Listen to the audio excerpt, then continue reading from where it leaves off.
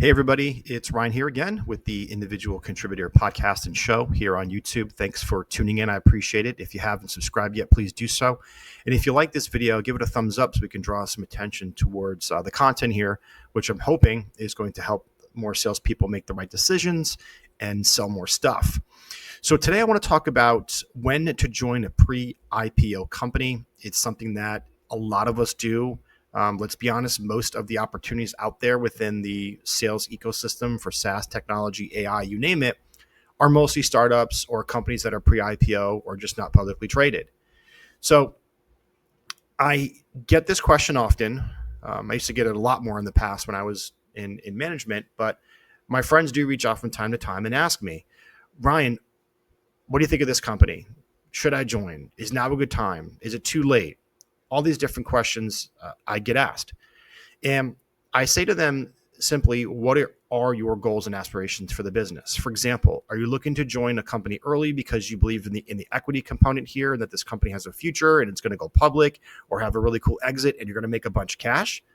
Or are you looking for something a bit more stable, like a company that is not publicly traded, but is established in the market, has raised significant rounds of funding, and has also been able to generate enough interest from a market that it has been validated by their customer base and that they're doing something repeatable, the products are sticky, and people like what they do. So I'm only going to go through Series A, Series B, and Series C today because I feel like if you start to get into D, E, and further rounds, that's just a different ball of wax. That's just a company that is pretty much solidified. They're probably going to stand pat for a while, maybe not. But at that point, the stock options are so diluted that you're not going there for an equity play. You're going there for stability and perhaps just a really strong compensation model. So let's start with Series A, right? Series A companies are still in the validation stage and they're unproven.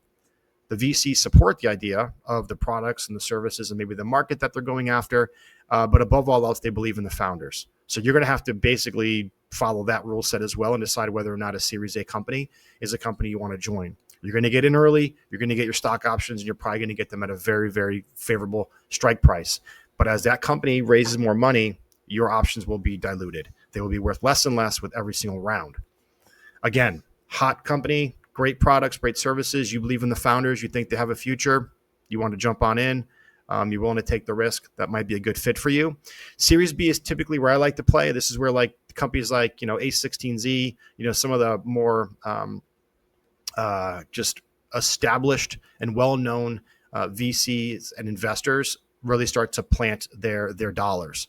So if you're looking at a Series B company, it's a great entry point for sellers to join. That's still a great opportunity to get some stock options. The product has been validated in the market, and the company has proven it can sell a sticky solution, and customers like using it. Okay, let's go ahead and fix that little typo live here. Okay, great. Now, Series C. You either love it or you hate it. I kind of love it because it usually is symbolic of a growth round. All right. This means that the company is preparing to enter hyper growth stage. What does that mean?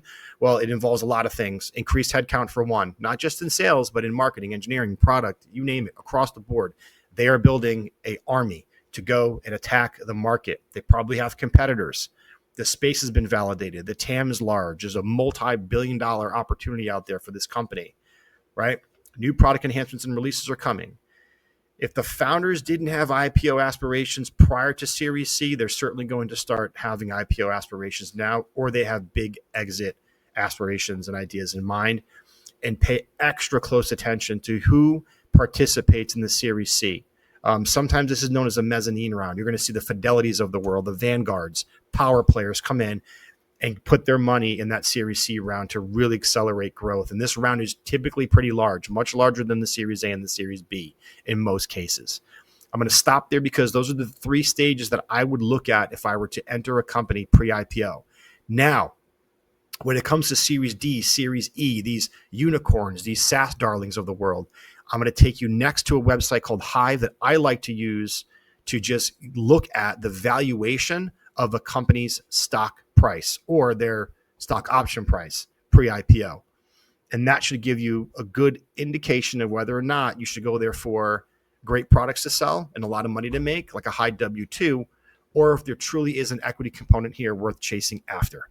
All right, so stick around. That video is coming up right now.